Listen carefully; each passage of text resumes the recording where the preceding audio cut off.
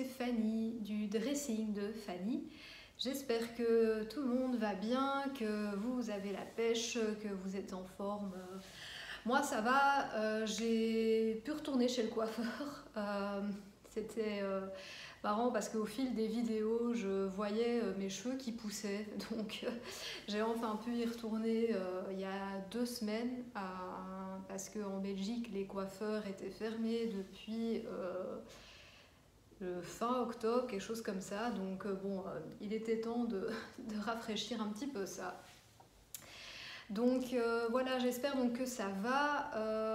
Je tenais d'abord à vous remercier pour le chouette accueil que vous avez fait à mon nouveau blog. Donc pour ceux qui n'auraient pas vu donc, ma vidéo précédente, donc j'ai commencé un nouveau blog donc, qui s'appelle Le Dressing de Fanny. Donc en même temps, j'ai alors changé aussi le nom de ma chaîne YouTube pour voilà, que ce soit plus cohérent.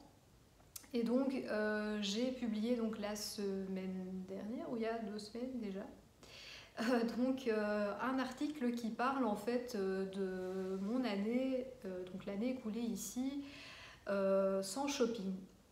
Voilà, donc où j'y fais part de mon expérience à ce sujet-là, ce qui m'a motivée à le faire, comment je l'ai fait, voilà, si ça peut vous inspirer aussi, n'hésitez pas à aller y jeter un œil. J'ai ajouté le lien donc, vers mon blog dans ma bannière sur YouTube, mais je le mettrai aussi dans la légende de la vidéo, donc n'hésitez pas à aller faire un petit tour. Donc voilà, donc merci à vous donc, pour le chouette accueil que vous avez fait donc, au blog et à mon nouveau compte aussi. Voilà, donc j'espère que y aura encore plein d'autres articles qui vont suivre. En tout cas, j'ai déjà beaucoup d'idées, donc il n'y a plus qu'à, il n'y a plus qu'à s'y mettre. Voilà, donc comme vous voyez pour cette fois, j'ai repris mon décor de d'habitude, donc j'espère qu'il n'y aura pas de bruit inattendu, je sais pas, de voisins qui décident de faire des petits travaux pendant que je tourne, on ne sait jamais. Voilà, voilà, je propose de rentrer direct dans le vif du sujet. Je vais commencer donc par la partie tricot, comme d'habitude. Voilà, je continue comme ça. Donc, pour ceux qui me suivent sur Instagram, vous l'avez donc certainement déjà vu. J'ai terminé enfin le pull enchanté donc de la créatrice Atelier Émilie, donc que j'avais commencé déjà en décembre, mi ou fin décembre, parce que donc j'avais du retard dans la livraison de ma laine pour un gilet que j'allais tricoter pour Loli la Fée. Et donc ça faisait très longtemps que les designs de Atelier Émilie me faisaient un petit peu de l'œil parce que j'en entendais beaucoup parler sur d'autres podcasts, aussi sur Insta, etc.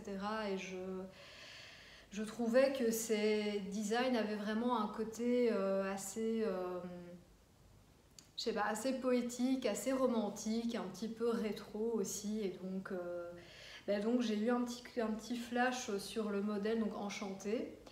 Et voilà, j'avais envie de l'essayer et donc voilà, j'ai un petit peu pris mon temps du coup car quand je l'ai commencé, donc j'allais démarrer donc, un test pour Loli la Fée, le gilet Crumble.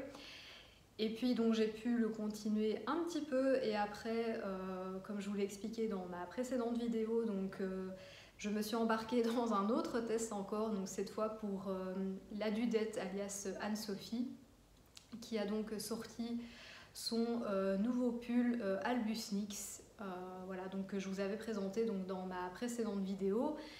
Et donc ce qui fait que ce pull là il restait un petit peu plus en second plan, surtout que c'était pas vraiment du tricot on va dire zéro cerveau, parce que bon il y a quand même toute une dentelle à réaliser que je vais vous montrer. Donc voilà, c'était pas un pull que je pouvais vite continuer pour me vider la tête entre guillemets, parce que dès que je le reprenais, il fallait quand même que je revoie à nouveau donc, la dentelle, même si le motif était assez facile pour ma part à retenir, donc ça c'était un avantage. Mais il fallait malgré tout que je me replonge dedans, hein, que je me remette dans le bain et voilà, donc ça me venait pas à l'esprit en fait de vite le prendre comme ça, de vite le prendre comme ça et de continuer entre deux plats sur le feu, quoi, pour dire ça comme ça. Donc c'est pour ça que voilà, j'ai mis un petit peu de temps à le faire parce que pourtant je pense que normalement si on est monoprojet, ce que j'essaie en général de faire, il ne devrait pas vous prendre énormément de temps parce que donc je vais vous montrer, donc c'est assez cropped hein, en fait, donc il m'arrive donc là ici quand même niveau donc de la ceinture de mon pantalon, donc voilà, il n'est pas très long. Et ça j'avais déjà expliqué la dernière fois, donc moi j'ai juste en fait raccourci les manches par rapport à ce qui était préconisé dans le patron, parce que bah voilà le métrage qu'Émilie donnait dans le patron me paraissait quand même fort long et j'avais l'impression que ça allait pas forcément être super joli si je les faisais plus longues que ça. Donc c'est vrai que c'était pour arriver, on va dire, à un effet vraiment bien ballon. Mais ici, moi je suis assez contente de la longueur. Donc voilà, ici elle m'arrive juste, voilà, juste au niveau des poignets. Donc je trouve ça suffisant pour pas devoir à chaque fois les retrousser, etc. Donc voilà, honnêtement, si jamais vous voulez le faire, donc ce que je vous conseille, hein, parce qu'il est vraiment super agréable à faire, et voilà, j'en suis vraiment très contente, on voit bien la dentelle. Honnêtement, il ne devrait pas vous prendre trop de temps. Surtout qu'il est tricoté en aiguille 5, donc voilà, donc c'est à tricoter avec une laine DK, donc je vais juste vous remontrer ce que j'avais utilisé. Donc, moi j'avais utilisé donc, un mérinos dans les couleurs bordeaux et j'avais donc ajouté un petit fil donc, de fingering en couleur rouille, voilà, pour faire un joli combo. Et honnêtement, le toucher est super doux, donc c'est super agréable. Je suis vraiment très contente d'avoir fait donc, ce choix-là. Parce que ce qui fait qu'en fait, ça va être aussi bien un pull que je pourrais porter vraiment en plein hiver que, par exemple, les moments où on aura peut-être moins besoin de porter de veste à l'extérieur. Donc je me dis que ça ira aussi. Voilà, donc ça c'était pour la laine. Donc ensuite pour le pull en soi, donc c'est un pull, oui, donc ça aussi pour moi c'était la première fois, c'est un pull qui se tricote en bottom-up. Donc ça veut dire qu'on commence par le bas. Donc là pour moi qui n'étais pas super habituée, d'un coup ça m'a fait bizarre de devoir monter immédiatement, je ne saurais plus vous dire, on va dire, je sais pas moi, 170 mailles, voilà, afin de monter ça donc pour le bas. Donc on commence alors avec des côtes torse, je ne sais pas si ça va bien se voir. Donc des côtes torse, c'est-à-dire que pour faire la maille en droit, si je me souviens bien, on la pique alors par le brin arrière. Ouais, je pense que c'est ça. Soit la maille en droit, soit la maille en vert. Corrigez-moi si je me trompe, mais je pense que c'est ça. Donc en tout cas, il y a une histoire avec avec le brin arrière. Donc c'est ça. Donc ce qui fait que vous allez peut-être mieux les voir sur les manches parce que c'est pareil.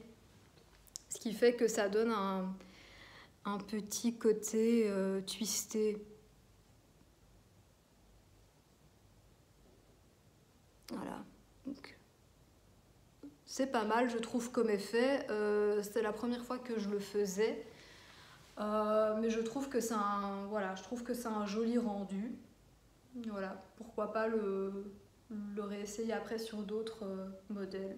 Donc voilà, donc ça c'était la première étape donc, de côte. Et puis après, donc, je pense dès les premiers rangs, voilà, il faut suivre donc, le modèle d'un diagramme. Donc le diagramme au total, le motif est fait donc, sur 8 rangs. Donc voilà, on répète les 8 rangs pendant X nombre de fois. Et donc cette dentelle était pour ma part, c'est pour ça que je vous conseille vraiment ce pull si jamais il vous tente, la dentelle pour ma part était assez facile à retenir. Donc c'était c'était un rendu assez, dès qu'on a le motif en tête, voilà ce qu'il faut faire, après ça devient assez logique. Voilà, donc c'est de la dentelle entre des jetés, des glissés tricotés, mailles ensemble, etc. Donc c'est, voilà, la dentelle franchement elle se retenait assez facilement.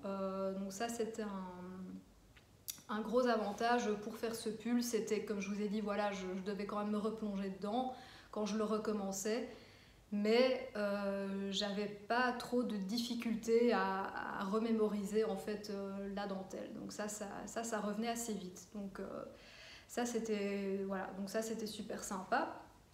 Donc on continue donc le motif de dentelle. Je vais me rapprocher un peu pour que vous voyez mieux. Donc voilà, donc des jetés, des GG tricotés, de mailles ensemble pour faire donc ces petits effets là donc qui se rejoignent. Donc surtout le long. Donc juste ici en dessous donc de la manche. Donc là ce n'est que du point endroit. Donc là c'était que du jersey. Donc là on avait genre 8 mailles ou 20, non peut-être plus que ça, je ne sais plus, où c'était donc endroit. Et ensuite, en fait, quand on arrive environ, quand on a fait donc le X nombre de fois de répétition donc, du motif, on arrive, je ne sais plus ou moins ici, on va dire, ou peut-être plus en bas, ouais, bon, je vais dire plus ou moins là, bon. Alors en fait là, il faut séparer le dos et le corps parce qu'on va continuer à tricoter les deux, mais en aller-retour. Donc on va tricoter d'abord donc la partie donc du devant dans le but en fait de former ici donc le col. Donc on va d'abord séparer donc le dos et le corps et puis en fait chacun, donc aussi bien le dos et le devant, on va alors à leur tour les séparer en 3. C'est-à-dire donc on va mettre beaucoup de mailles en attente, donc ça aussi préparez-vous à un moment mettre beaucoup de mailles en attente. C'est-à-dire aussi bien donc une partie pour les épaules que le devant et que donc l'autre épaule. Parce que donc dans le modèle, donc Émilie prévoit en fait un petit diagramme spécial donc pour faire le col, pour en fait que les mailles, si vous voulez, donc elles diminuent au plus on monte en fait vers le col. Donc on fait ça et puis donc chaque épaule et donc ça aussi, il faut quand même rester assez attentif quand on fait cette séparation et donc on commence à faire en aller-retour, c'est-à-dire que les mailles avant qu'on faisait en droit, il faut bien faire attention que alors si on est sur l'envers de l'ouvrage, qu'alors du coup il faut les faire à l'envers, donc voilà, ça il faut quand même bien du coup se remettre dans le bain du tricot en aller-retour, hein. C'est pas, par exemple pour le jersey, ça va pas être pareil. Donc voilà, donc ça il faut quand même bien retenir. Et alors ensuite, donc pour les épaules, enfin une fois qu'on a fait le dos et l'avant, en fait on fait un rabattage à 3 aiguilles en fait au niveau des épaules pour éviter en fait de devoir faire une couture. Donc ça c'est pas mal aussi. C'était la première fois pour moi que je faisais cette technique de rabattage à 3 aiguilles. J'ai trouvé ça assez simple à faire finalement et donc je me dis voilà c'est une bonne option pour éviter peut-être les fameuses coutures que moi je n'aime pas faire si donc je fais un tricot en aller-retour ou donc avec des aiguilles droites. Donc ça c'était un bon petit conseil.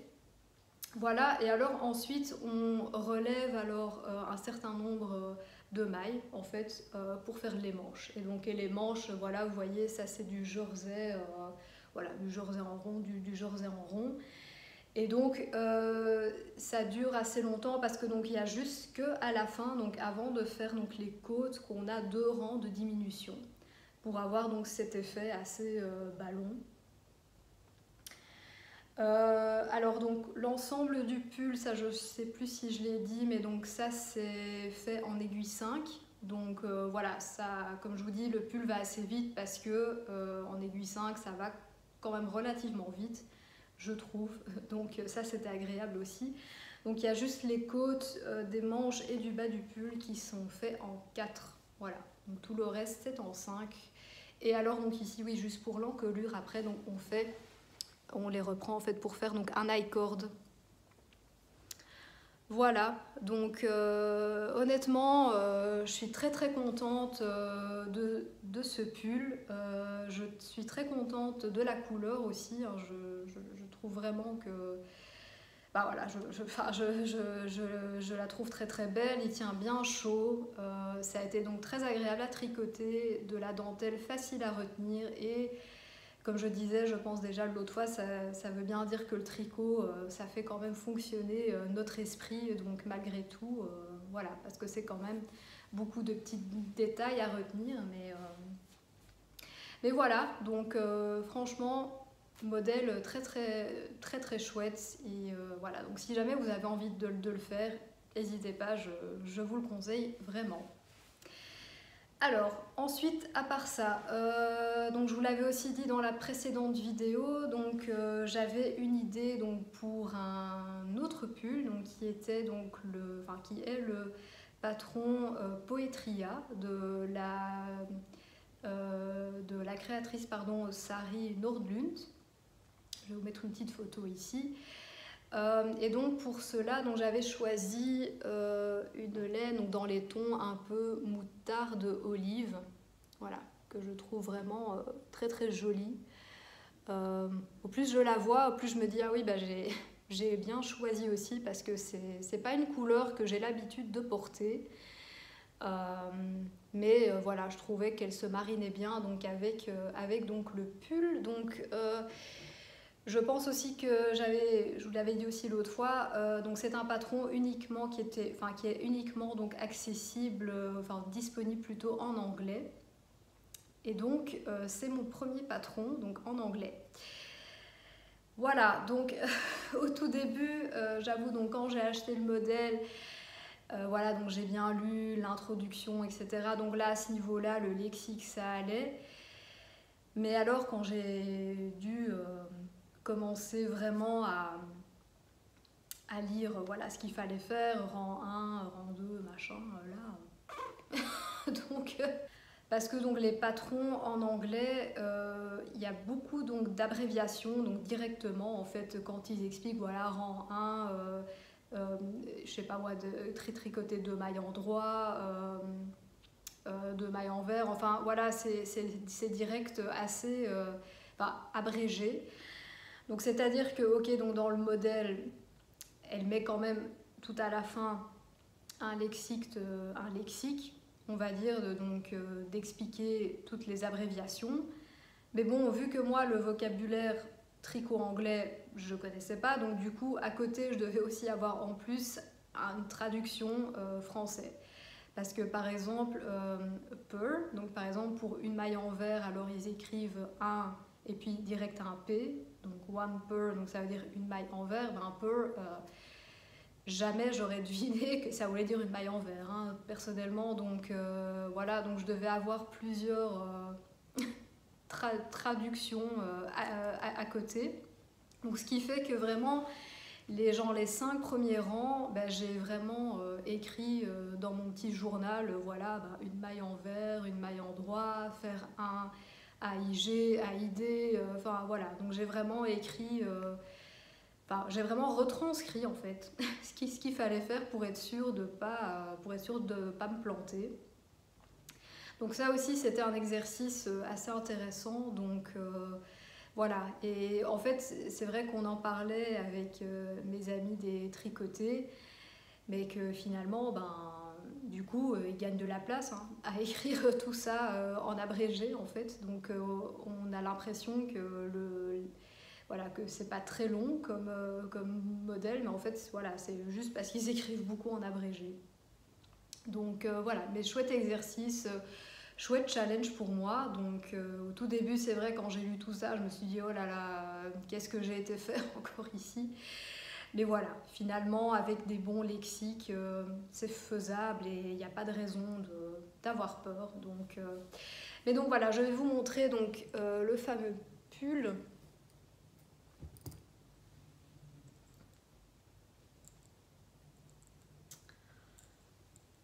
voilà, donc j'ai déjà donc fait la séparation donc avec les manches, donc les manches sont en attente et donc là je suis occupée donc au corps. Voilà, donc je vais rapprocher un petit peu pour que vous voyez bien donc la dentelle. Donc là aussi hein, c'est principalement des mailles ensemble, glisser, tricoter, déjeter et donc au milieu là donc c'est bien du point de riz. Seule chose, c'est que en fait, j'ai dû à un moment, j'ai choisi un moment malgré tout de le détricoter parce que je pense que j'étais arrivée genre ici.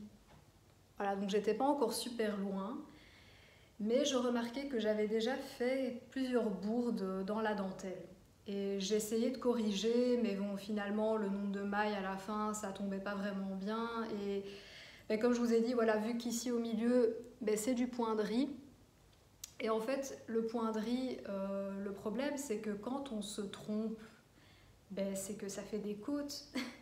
Et donc, avoir quelques petites côtes au milieu ici de petits trucs de point de riz, je m'étais dit, bah non, ça va être moche, quoi. Enfin, même si bon, ça va peut-être pas forcément se voir, mais enfin moi je vais le savoir et ça va m'embêter. Donc voilà, j'ai un petit peu hésité, mais je me suis dit, bon, j'en suis pas encore très loin dans le modèle.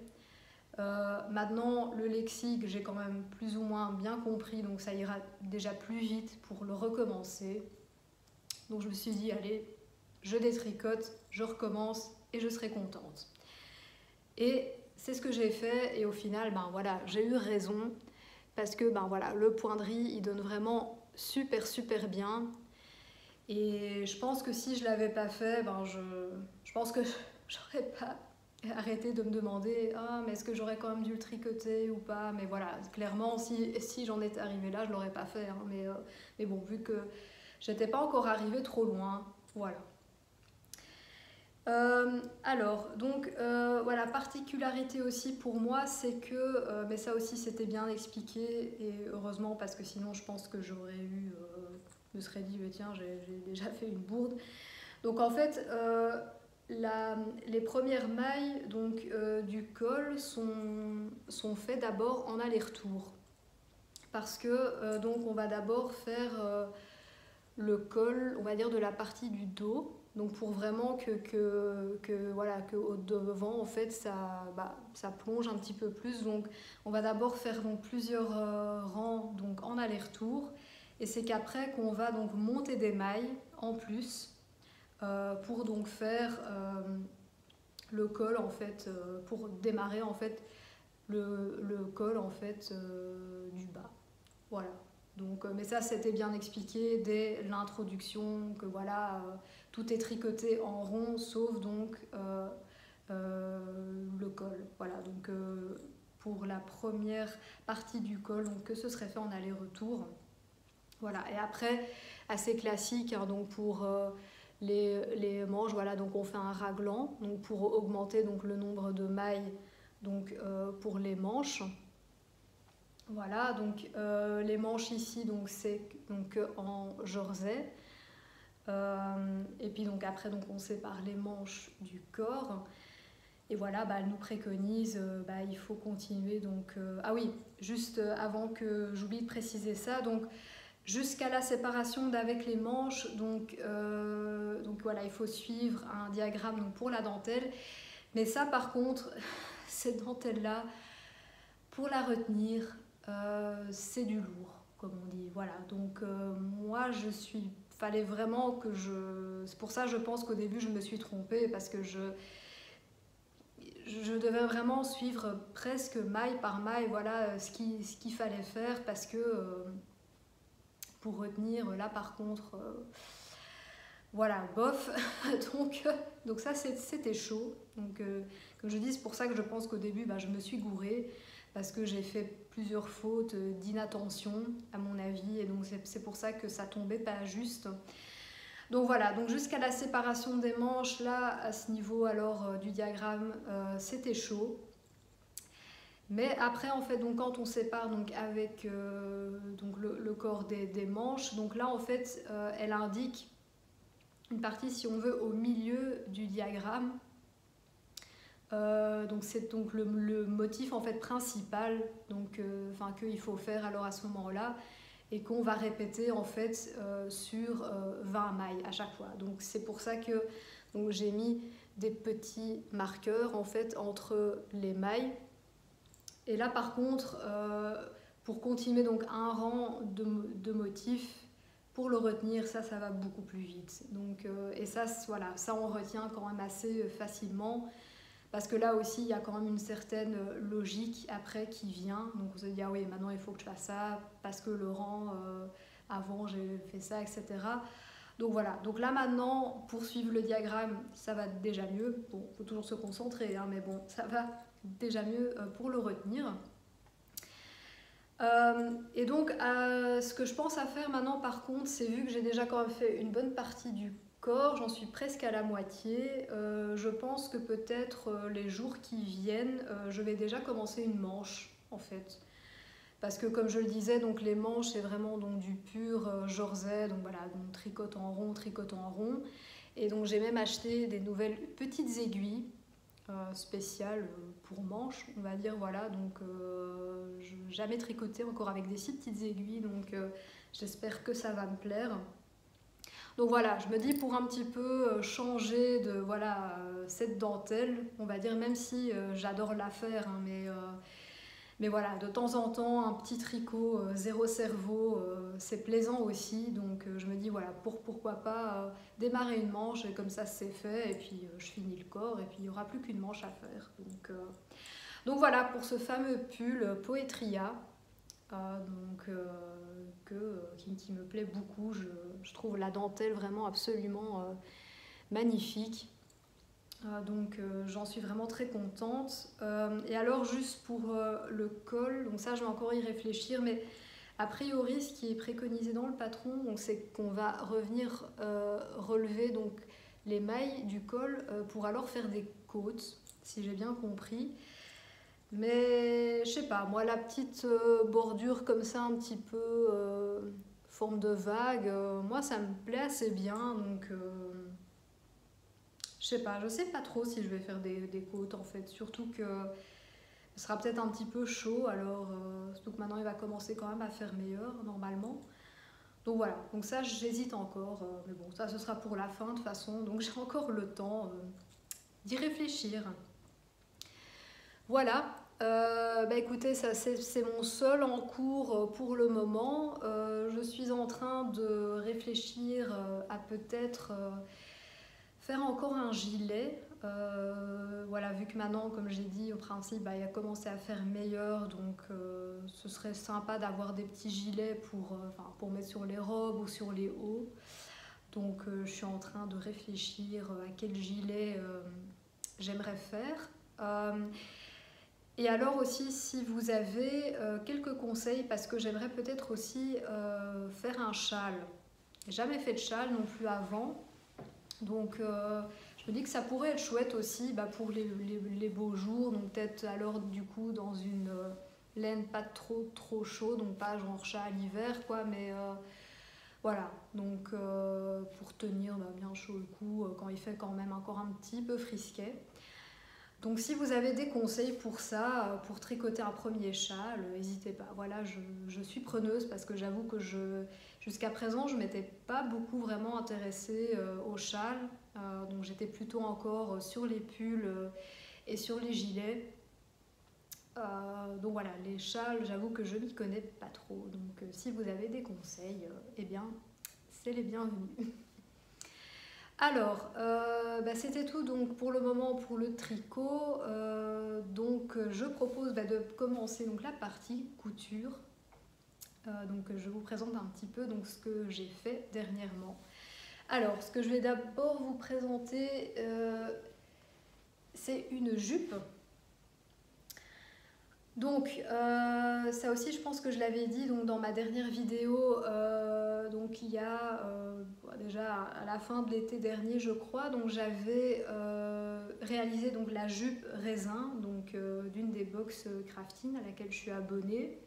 Donc une jupe, je vais vous mettre une photo assez longue qui avait été donc cousue dans un espèce de tissu jean, donc très très joli. D'ailleurs il faut toujours que je couds un 4e bouton parce que en fait, soit peut-être que le 3e bouton je l'ai pas fait, je l'ai pas cousu assez bas, mais en fait là pour le moment la jupe, dès qu'il y a un coup de vent, voilà, donc il faut vraiment que je me motive à le faire parce que voilà, ça va être en principe de nouveau, enfin voilà, au printemps, elle va être super chouette à mettre justement, donc parce qu'elle va avec beaucoup de hauts différents, donc il faut vraiment que je me motive à le faire, voilà.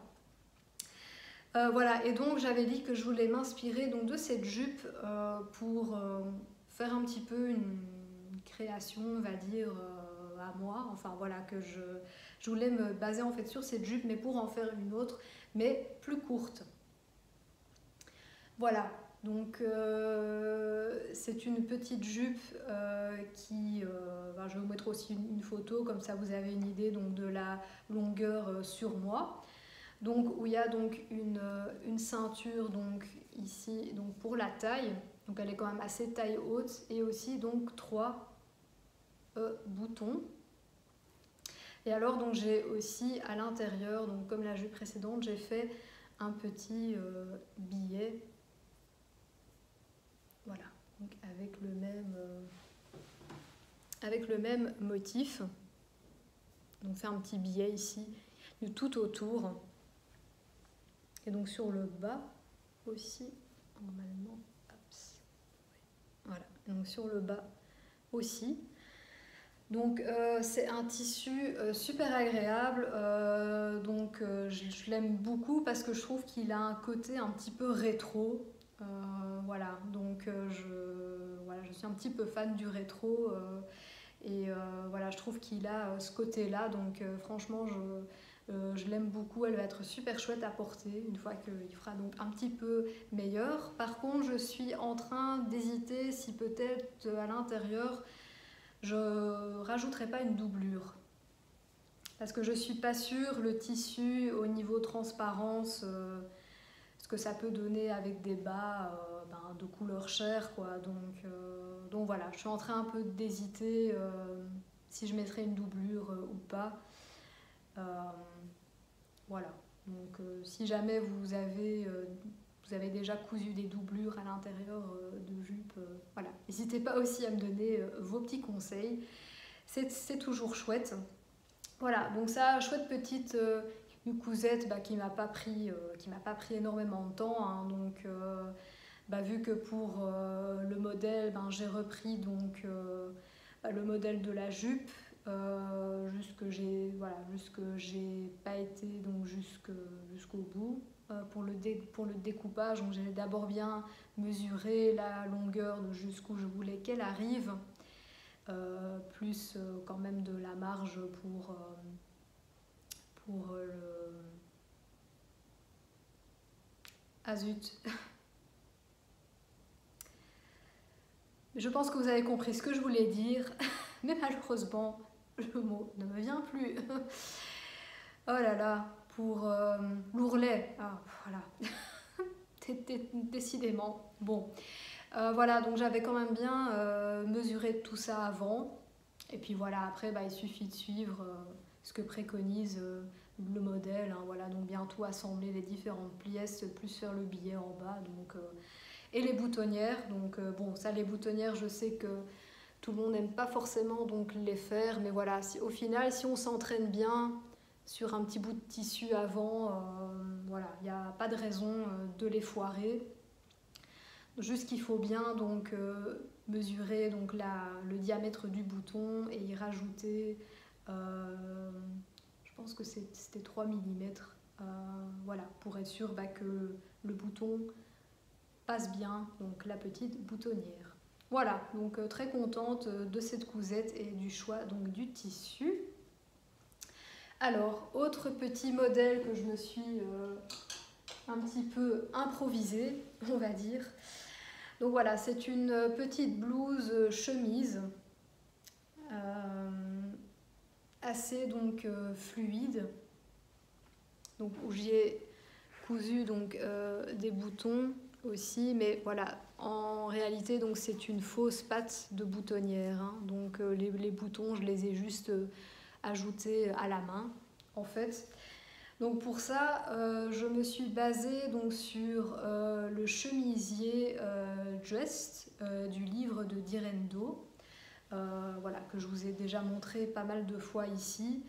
Où voilà, c'est une chemise bon, assez simple aussi, vraiment avec, allez, cousue avec pas beaucoup de pièces. Donc voilà, avec la particularité, donc c'est vraiment la patte de boutonnage ici. Mais là aussi, dans le livre, si je me trompe pas, ben, ce sont aussi de fausses boutonnières, parce qu'en tout cas, c'est pas préconisé de les faire. Donc je pense que voilà, on peut ou pas coudre des boutons nous-mêmes en plus ou pas. Donc j'ai pris ça comme base, mais alors pour les manches, j'ai fait en fait des manches froncées que j'avais déjà faites aussi avec une blouse donc, de crafting, la blouse Goya si je ne me trompe pas, donc voilà, où les manches donc, sont froncées. Donc pour faire ces fronces en fait il faut mettre un élastique en fait donc à l'intérieur de la manche, et puis que sur lequel donc on fait des piqûres horizontales et verticales donc pour que ça tienne bien au tissu. Et c'est ce qui fait en fait que ça donne cet effet froncé. Bon, voilà, donc celles-ci elles sont pas trop mal réussies, parce que comme vous savez, les fronces et moi on n'est pas toujours les meilleurs amis du monde, surtout donc sur les jupes. Mais ici voilà, grâce à l'élastique, je trouve que l'effet est assez sympa. Donc c'est vraiment pas voilà, c'est vraiment pas très dur à faire. Donc voilà pour ces deux modèles-là, donc je les ai faits, voilà, comme je vous ai dit, sans patron vraiment spécifique. Enfin bon, j'avais quand même vraiment une grosse base.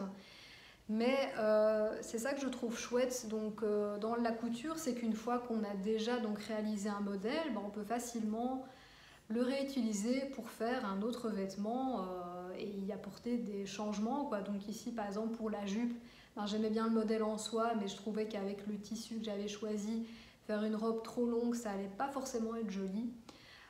Et donc je me suis dit, voilà, pourquoi pas tout simplement la raccourcir en fait, jusqu'à la longueur qui me va. Et finalement, alors du coup, on peut se créer des petites pièces assez uniques, quoi. Comme ici, voilà, normalement, ce que Direndo préconise, ce sont des manches, je pense, assez classiques, mais aussi, je pense qu'elles ne vont pas jusque-là, à mon avis, elles vont genre jusque-là, donc elles sont assez courtes. Donc ici, voilà, elles sont quand même plus longues, et voilà, donc plus la petite touche des fronts. Je me suis dit, voilà, finalement, en couture, c'est assez facile de créer nos petites pièces uniques avec des éléments qui nous plaisent plus que d'autres, hein. Ça, c'est un gros avantage. Et donc ce que je suis aussi occupée à faire pour le moment, donc c'est une robe, donc la robe Alice,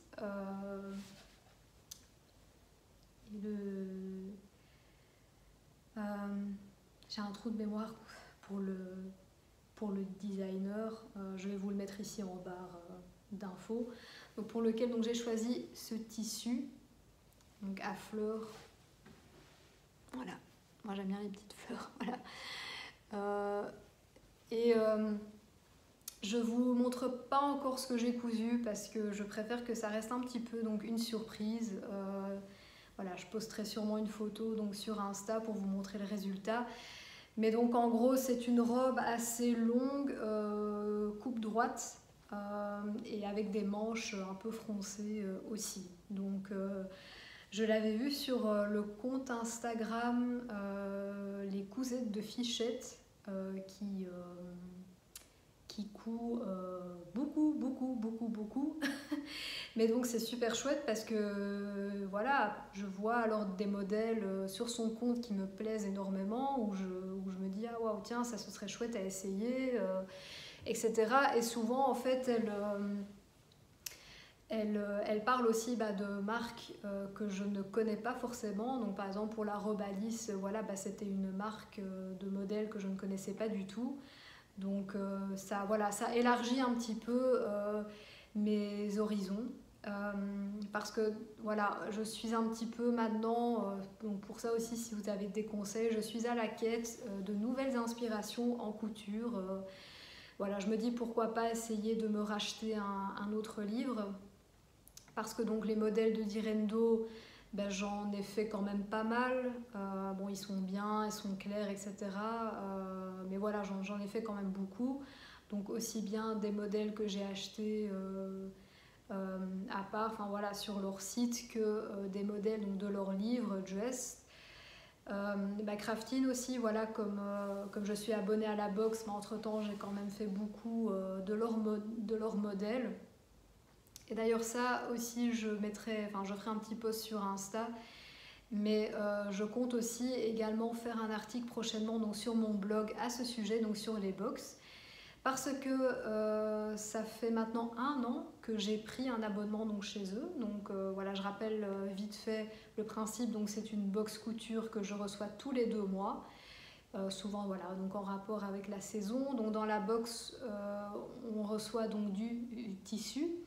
Et en fait, on a le choix d'utiliser ce petit tissu pour coudre 2 modèles différents. Voilà, c'est un concept assez chouette, mais voilà, dans l'article je vous préciserai un petit peu plus ce qui me plaît dans l'expérience, les points peut-être un petit peu moins, enfin qui me plaisent un petit peu moins, un petit bilan de ce que j'ai cousu alors jusqu'à présent, si ça m'a toujours plu, les tissus, enfin voilà. Donc je trouvais ça pas mal pour ceux que ça intéresse ou qui hésiteraient peut-être à essayer, d'avoir un petit compte rendu parce que voilà, je peux comprendre qu'on hésite peut-être à le faire, surtout que voilà, moi j'en connais pas tant que ça, mais je suppose que des box couture, il doit y en exister encore un tas d'autres. Donc voilà, c'est peut-être pas plus mal si ça vous tente d'avoir mon petit retour à ce sujet. Voilà, donc je vous tiendrai au courant. Et donc, comme donc, les patrons de crafting, j'en ai déjà fait quelques-uns, j'ai envie voilà, donc, d'élargir un petit peu mon univers couture. Donc pourquoi pas me racheter un autre livre parce que les livres, finalement, je trouve ça assez sympa. Ça donne une idée quand même globale du style un petit peu donc, des créateurs ou de la marque. Et j'aime bien avoir les différents choix, quoi. Donc les livres couture, finalement, je trouve ça pas mal. Donc celui de Dressed m'a bien plu. Donc voilà, si vous avez des idées à ce sujet, vu que vous avez vu, si vous avez vu quelques-unes de mes vidéos, que vous me suivez sur Insta, vous voyez un petit peu près mon style ou ce que j'aime et tout ça. Donc n'hésitez pas à me donner donc, votre avis là-dessus. Je serais ravie de les lire. Voilà. Alors, on arrive tout doucement donc à la fin, juste ce que je voulais encore partager avec vous. Donc ici, assez récemment, je suis tombée donc, sur un podcast qui s'appelle Une nouvelle mode, si je me trompe pas, oh là là, la mémoire aujourd'hui, ça va... Non, c'est pas du tout ça en plus.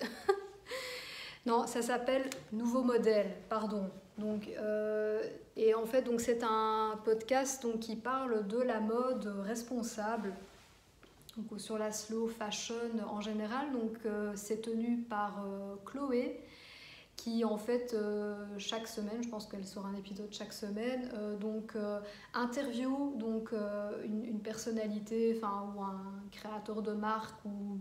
Voilà, des gens, on va dire, qui s'investissent donc, pour une mode plus responsable.